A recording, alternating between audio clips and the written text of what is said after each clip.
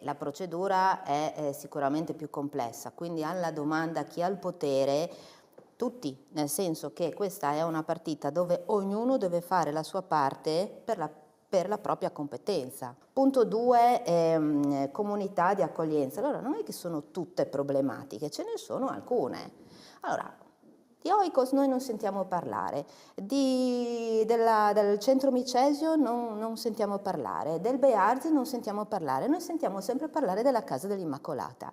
E qui è il comune che deve fare i controlli. Ok, ma dopo che si controlla e si verifica che magari è sbagliato, cosa succede? Chiedi il fascicolo, chi sono i ragazzi cosiddetti ribelli? Okay. Perfetto, che fascicolo hanno? Hanno qualche precedente, sono segnalati in procura, sono ammoniti dalla questura. Bene, segnalazione al questore. Questore, ti segnalo che c'è questo elenco di ragazzini. Il questore è il soggetto che fa la segnalazione al Tribunale dei minori dicendo guarda, questi qua non è vero che c'è un divieto assoluto di rimpatriare i minori non accompagnati.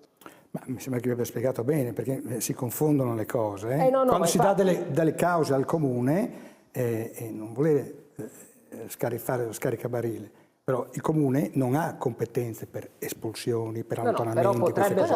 Questo deve essere chiaro. È il controllo, certo. Questo deve essere chiaro.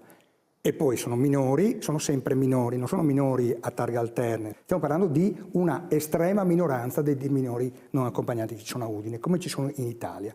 Ci sono dei percorsi in tutta Italia e anche a Udine di inserimento e vengono fatte dalla stragrande maggioranza dei minori, e la stragrande maggioranza dei minori rispettano determinate regole. Ecco, stiamo parlando di pochi casi rispetto alla stragrande maggioranza. Questi pochi casi non vuol dire che il problema non c'è, vuol dire che il problema c'è. Bisogna affrontarlo mettendo più risorse possibili. Concentriamo tutte le forze su pochi casi, non minacciamo di togliere i fondi e le uscite di Roberto, neanche letto l'articolo, ho letto solo il titolo.